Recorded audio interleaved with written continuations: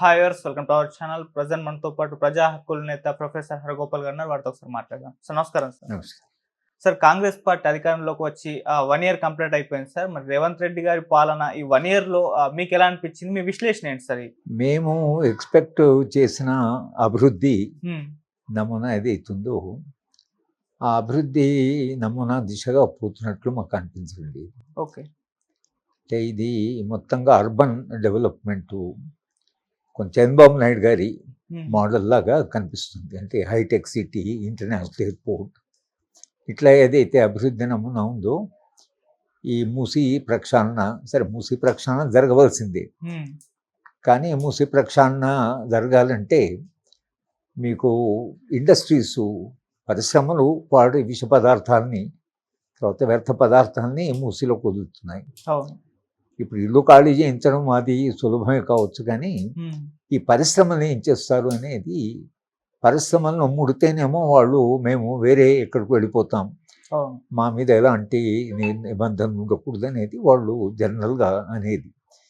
దానివల్ల మీకు కొంత సమస్యలు వస్తాయి, కానీ దాన్నే ఎందుకో చాలా ప్రధానమైనటువంటి అంశంగా వాళ్ళు టేకప్ చేశారు. హైడ్రా విషయంలో కూడా సరే, అది నదీ గర్భం మీద, చెరువుల మీద కట్టిన వాటిని అది కూలగొట్టవలసింది. ఎందుకంటే చెరువులన్నీ చాలా వరకు అక్రమంగా వాళ్ళు ఇల్లు కట్టారు. సరే, అప్పుడు అనుమతి ఇచ్చిన మున్సిపల్ అధికారుల మీద కూడా చర్యలు తీసుకోవాలి. ఎందుకంటే మీరు హైదరాబాద్ నగరం చుట్టూ చాలా చెరువులు ఉన్నాయి. ఇది సిటీ ఆఫ్ అసలు అని ట్యాంక్స్ ఇది. అటువంటి దాన్ని మనము ఎక్కడ పడితే అక్కడ ఇల్లు కట్టి చేయడం వలన హైదరాబాద్ కొంచెం వర్షం పడ్డా రోడ్ల నీళ్ళు రావడం, ఈ చెరువులన్నీ ఆపుతాయి. అసలు ఈ చెరువులు కట్టిందే దాని కొరకు కనుక అది ఒకటి. అక్కడ కూడా పేదవాళ్ళని ఏం చేస్తారు, మధ్యతరగతి వాళ్ళు పర్మిషన్ ఉంది కదా అని కొన్నవాళ్ళు. ఈ సమస్య మీకు హైడ్రాలో ఉంది. మూసీ ప్రక్షాళనేమో ఈ పరిశ్రమలతో సంబంధం ఉంది. పోనీ అట్లని పరిశ్రమలను రెగ్యులేట్ చేయడం కాకుండా ఫార్మా కంపెనీలని పెడతామంటున్నారు. సో ఫార్మా కంపెనీలు పెడితే ఏమిటంటే వాడు మిగతా దేశాల్లో ఆ ఉత్పత్తి ఆపారు. చాలా దేశాల్లో ఫార్మా కంపెనీలని ఆ ఉత్పత్తి చేయనివ్వడం లేదు, ఎందుకంటే విష పదార్థాలు చాలా వదులుతాయి. కానీ మళ్ళీ మనం పిలుస్తూనే వస్తారు వాళ్ళు. మన లాంటి దేశాలకి డంపింగ్ ది డర్టీ గూడ్స్ అంటారు. వాళ్ళ దేశాల్లో నిబంధనలు ఉన్నాయి కాబట్టి మన లాంటి దేశంలో రెగ్యులేషన్ ఉండదు అనే దాంతో వాళ్ళు మనం పిలుస్తూనే వస్తారు. కానీ మీరు ఒకవైపు మూసీ ప్రక్షాళన అంటూ, చెరువుల పునరుద్ధరణ అంటూ, ఫార్మా కంపెనీలను ఎందుకు పెట్టాలి అనే ప్రశ్న ఒకటి ఉంది. కనుక అది కూడా నా దృష్టిలో ప్రభుత్వము తప్పకుండా పునరాలోచించవలసిన అవసరం ఉంది. ఫార్మా కంపెనీలు పఠించరు అనుభవం చూసాం మనం, అది ఎంత విధ్వంసానికి దారితీసింది. అలాగే ఇప్పుడు ఈ ఇథనాల్ 30 పెడతాం అంటున్నారు. ఇప్పుడు ఆ ఇథనాల్ ప్రాజెక్టు విషయంలో కూడా గొడవలు జరుగుతున్నాయి. ప్రజలు ప్రతిఘటిస్తున్నారు, మాకు వద్దని అంటున్నారు. అయినా ఇథనాలు మరి 30 కంపెనీలు పెడతామంటే దాదాపు 30 జిల్లాల్లో పెట్టవలసి వస్తుంది. 30 జిల్లాలు కూడా ప్రతిఘటన ఉంటుంది. ఎవరు కూడా ఇప్పుడు అంటే సాధారణంగా ఒక పరిశ్రమ పెడుతున్నానంటే ప్రజలు చాలా ఆనందంగా పరిశ్రమలు పెట్టమంటారు, ఎందుకంటే అవకాశాలు పెరుగుతాయి, అభివృద్ధి వస్తుందని. ఇప్పుడు విశాఖ స్టీల్ ప్లాంట్ కొరకని ఇప్పటిదాకా జనము కొట్టారు. దాని కొరకు విశాఖ కావాలని పెద్ద ఉద్యమాలు చేసి కొందరు చనిపోయారు కూడా. ఇప్పుడు ఆ కంపెనీ ఎక్కూడదు అనేది, ఇప్పుడు బిహెచ్ఎల్ వచ్చినప్పుడు ప్రజలంతా ఆనందపడ్డారు. హెచ్ఎంటి ఉన్నప్పుడు పరిశ్రమలకు ప్రజలు వ్యతిరేకం కాదు. కానీ ఇట్లా ఈ సమాజంలో వీళ్ళు ఈ అభివృద్ధి బదులుగా కొత్త సమస్యలను సృష్టించేటువంటి పరిశ్రమల్ని మనం ఎందుకు ఆహ్వానించాలి? అటువంటి అభివృద్ధి నమూనా ఎందుకనేది కూడా ప్రభుత్వం ఈ 2 విషయాల్లో వాళ్ళు మళ్ళీ తప్పకుండా ఆలోచించాలి. ఇలాంటి అభివృద్ధిని ప్రజలు కోరుకో. ఓ ఆటోమొబైల్ కంపెనీ వస్తుందంటే, లేకపోతే ఒక సైకిళ్ళ కంపెనీ, వస్తువుల ఉత్పత్తి కంపెనీ వస్తుందంటే ప్రజలు ఇండస్ట్రియలైజేషన్ కావాలని అంటారు. కానీ ఇటువంటి పారిశ్రామికీకరణ ఏదైతుందో ఇది ప్రభుత్వము, ముఖ్యంగా ఇథనాల్ అయితే మనం దాని ఏ పరిస్థితులు. అట్లే నేవీ ప్రాజెక్టు చాలా కాలంగా పెండింగ్ ఉండింది.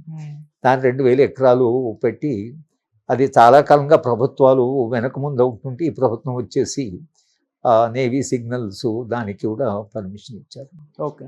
ప్రభుత్వం ఈ దిశగా ఎందుకు పోతున్నది అనేటువంటి ప్రశ్న మన ముందు ఉన్నది. దానికంటే కూడా అభివృద్ధి నమూనా చైనా లాగానో జపాన్ లాగానో చిన్న చిన్న టౌన్స్లో గ్రామీణ ప్రాంతాల్లో అగ్రో ప్రాసెసింగ్ ఇండస్ట్రీస్ కానీ లేదా చిన్న పట్టణాల్లో కూడా ఉత్పత్తి అయ్యేటువంటి అభివృద్ధి నమూనా దిశగా పోతే అప్పుడు ఏమవుతుందంటే చిన్న చిన్న పట్టణాలు డెవలప్ అవుతాయి. హైదరాబాద్ నగరం మీద ఇంత ఒత్తిడి ఉండదు. తర్వాత అక్కడ కొంత అభివృద్ధి చాలా అవసరం కనుక డీసెంట్రలైజ్డ్ డెవలప్మెంట్ కావాలి. కానీ ఇట్లా పూర్తి హైదరాబాద్ నగరం ఇప్పుడు 3RR మళ్ళీ దానికి విస్తృతంగా భూమిని మళ్ళీ తీసుకోవాలి.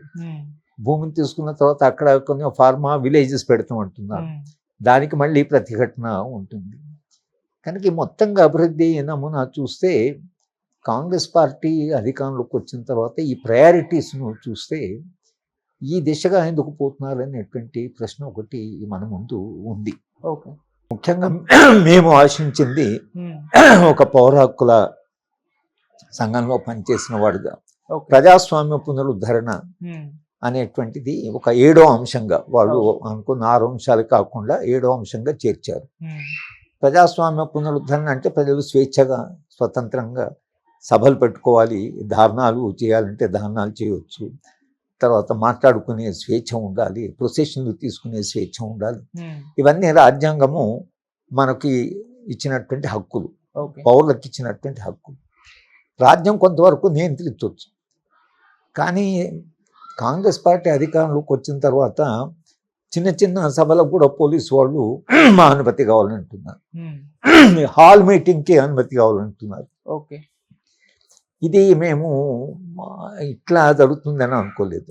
కాంగ్రెస్ వచ్చింది, రాజ్యాంగము వాళ్ళు పట్టుకొని తిరిగారు. రాజ్యాంగం మీద రాజ్యాంగాన్ని ఇవాళ కూడా కేంద్ర బిందువుగా చేసే రాహుల్ గాంధీ గారు దేశవ్యాప్తంగా రాజ్యాంగం ఆయన ప్రమాణ స్వీకారం అప్పుడు కూడా రాజ్యాంగాన్ని పట్టుకొని మేము రాజ్యాంగాన్ని కాపాడుతామన్నారు. రాజ్యాంగాన్ని కాపాడడం అంటే రాజ్యాంగంలో ప్రజలకు ఇచ్చిన ప్రాథమిక హక్కులు ఏవైతున్నాయి, మీటింగ్ పెట్టుకునే హక్కు, తర్వాత సభలు జరుపుకునే హక్కు, తర్వాత ప్రొసెషన్ తీసుకునే హక్కు, ధారణాలు చేసే హక్కు, ఇవన్నీ స్వేచ్ఛలో భాగం, ప్రజాస్వామ్యంలో భాగం. అది ప్రజాస్వామ్యం రక్షిస్తాము. భారత రాజ్యాంగం ఇవాళ అధికారం ఉండేటువంటి కేంద్రంలో అధికారం ఉండే పార్టీ రాజ్యాంగం మీద గౌరవం లేదు కాబట్టి మేము రాజ్యాంగాన్ని గౌరవిస్తాము, మేము వస్తే ప్రజాస్వామ్యాన్ని పునరుద్ధరిస్తాము. అప్పుడు అది తెలంగాణ దానికి ఒక ప్రయోగశాలగా ఉండాలి.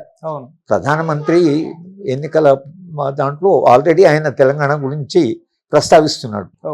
మరి ఇక్కడ ఒకవేళ రాహుల్ గాంధీ గారు ప్రచారం చేసేప్పుడు తెలంగాణ చూడండి ఎంత స్వేచ్ఛగా మీటింగ్ పెట్టుకుంటున్నారు, ఎంత స్వేచ్ఛగా వాళ్ళు మాట్లాడుతున్నారు, అలాంటి ప్రజాస్వామ్యం మేము తీసుకొస్తాము అని చెప్పడానికి వాళ్ళు ఉన్న 3-4 రాష్ట్రాల్లో ప్రజాస్వామ్య పునరుద్ధరణ జరగాలి. ఇక్కడ నిజంగా మిగతా రాష్ట్రాల కంటే స్వేచ్ఛ ఎక్కువ ఉండాలి. ఏ కారణం వల్ల అయితే కానీ మొత్తం మీద పోలీసు యొక్క కల్చర్ ఏదైతుందో, పోలీసు సంస్కృతి ఏదైతుందో అది ఏమాత్రం మారలేదు. అంటే పోలీస్ యంత్రాంగాన్ని మీరు రీఓరియంట్ చేయండి, పోలీస్ యంత్రాంగాన్ని మీరు దాని యాటిట్యూడ్ మార్చండి అని మనం ఒకటి చెప్తూనే ఉన్నాం. కానీ పోలీసుల యొక్క ప్రవర్తనలో కానీ ప్రతిదానికి మా కంట్రోల్ కావాలి. ఏమి ప్రజాస్వామ్యాన్ని ఇచ్చొచ్చంటే ఒక మీటింగ్ పెట్టుకున్నప్పుడు లేదా ప్రొసెషన్ తీస్తున్నప్పుడు కొంత దాని ప్రొసెషన్ జరిగేప్పుడు ట్రాఫిక్ ఉంది కాబట్టి ట్రాఫిక్ను రెగ్యులేట్ చేయడం కొరకని పోలీసులకి ఇన్ఫర్మేషన్ ఇవ్వాలి. ఎట్ ద మోస్ట్ ఒక మీటింగ్ జరిగితే పోలీసులకి ఇన్ఫర్మేషన్ ఇవ్వాలి, అంతేగాని పర్మిషన్ ఇవ్వడం, వాళ్ళు అనుమతిస్తేనే మీటింగ్ పెట్టుకోవడం అనేది అవుతుందో నా దృష్టిలో అది ఏమాత్రము అసలు అవ్వచ్చు కాదు. కనుక మొత్తంగా కాంగ్రెస్ పార్టీ ఈ 1 సంవత్సరంలో సరే పోయిన ప్రభుత్వం కంటే తక్కువ నిర్బంధం ఉన్నది అది జనం ఫీల్ అవుతున్నారు, కొంత స్వేచ్ఛ వచ్చిందనే ఫీల్ అవుతున్నారు. కానీ స్వేచ్ఛ యొక్క పరిధి పెరగాలి. కనుక ప్రభుత్వాన్ని ముఖ్యమంత్రి గారిని కలిసినప్పుడు 2-3 సందర్భాల్లో మనం చెప్తూనే ఉన్నాం, స్వేచ్ఛ ఉండాలి, మీటింగులు పెట్టుకోవాలి, పర్మిషన్లని పెట్టకండి, అనవసరమైన నిర్బంధాలు పెట్టకండి. ఇప్పుడు ఇందిరా పార్కుకు ఓపెన్ చేశారు, అది వాళ్ళు చెప్తూనే ఉన్నారు, మేము ఇందిరా పార్కులో ఇప్పుడు సభలు పెట్టుకుంటున్నాము, పోయిన ప్రభుత్వం దానికి ఆంక్షలు పెట్టింది. పర్మిషన్ అడిగితే 2 గంటలు ఇస్తాం, 1 గంట ఇస్తాం, 1 గంట నుంచి 3 గంటలది ఆడ్ టైం అది. మీరు ఆ టైంలో మీరు 2 గంటలు పెట్టుకోవాలి, 2 గంటలు అవుతుంది వస్తే మీరు మీటర్ ఊహించండి. ఇవన్నీ ఎందుకు అసలు ఇంత నిర్బంధము ఉండవలసిన అవసరం లేదు కదా. కనుక మొత్తంగా ఇక ఈ మిగతా 4 సంవత్సరాల్లో పారిశ్రామిక విధానం విషయంలో చాలా జాగ్రత్తగా ఉండాలి. ప్రజాస్వామ్య పునరుద్ధరణ ఒక ప్రయారిటీగా పోలీస్ యంత్రాంగానికి స్పష్టమైన ఆదేశాలు ఉండాలి. ఇది మానవ హక్కుల స్నేహంగా ఉండేటువంటి ప్రభుత్వం, it's human right friendly government అనేటువంటి ఆ మెసేజ్ ఏదైతుందో అది సాధారణమైన పోలీస్ వాళ్ళ దగ్గర కూడా పోవాలి. కావలస్తే ప్రభుత్వం వీళ్ళందరినీ కూడా కనీసం ఈ పోలీస్ అధికారులందరినీ కూడా ఒక వారం రోజులు మా ప్రభుత్వము కమిట్మెంట్ వేరు, మేము రాజ్యాంగం మీద ప్రమాణం చేసాము, మేము రాజ్యాంగాన్ని పునరుద్ధరిస్తామని దేశవ్యాప్తం చెప్తున్నాం కాబట్టి రాజ్యాంగబద్ధంగా మేము పరిపాలిస్తాం, ప్రజల స్వేచ్ఛను మేము గౌరవిస్తాం అనేటువంటి ఆ ఓరియంటేషన్ ఏదైతుందో అది పోలీస్ యంత్రాంగానికి రావాలి. లేకపోతే మళ్ళీ గత ప్రభుత్వాల దగ్గర మళ్ళీ తెరిపోవడము, అధికారులు దగ్గర పోలీసు అధికారులు దగ్గర సార్ మా మీటింగ్ ముందే పర్మిషన్ ఇవ్వండి, లేదు ఇప్పుడు మాకు మేము ఉదయం సాయంత్రం దాకా అంటే 2 గంటలు పెట్టుకోండి, లేకపోతే లేదు మా ఇది డిస్టర్బ్ అవుతుంది, లా అండ్ ఆర్డర్ అవుతుంది అని ఈ సమస్యలు ఏవైతున్నాయి ఇవి వీళ్ళు పోలీసు వాళ్ళు చెప్పకూడదు. అది ఎందుకంటే కాంగ్రెస్ కమిట్మెంట్ వేరంటున్నాం కదా. అందుకని ఈ మార్పులు ఒకటి మళ్ళీ వచ్చే సంవత్సరంలో కనీసం ఈ 1 సంవత్సరంలో జరిగినటువంటి ఈ ఒడిదుడుకులు ఏవైతున్నాయో వీటిని కొంత కరెక్ట్ చేసుకొని ఒక స్వేచ్ఛాయుతమైనటువంటి సమాజంలో మనం ఉన్నాము. ఒక పాలన ప్రజాస్వామ్యాన్ని గౌరవించే పాలన ఉన్నది, విశ్వాసం ఏదైతుందో అది ప్రజలకు కలగాలి. అది కాంగ్రెస్ పార్టీ యొక్క అవసరం.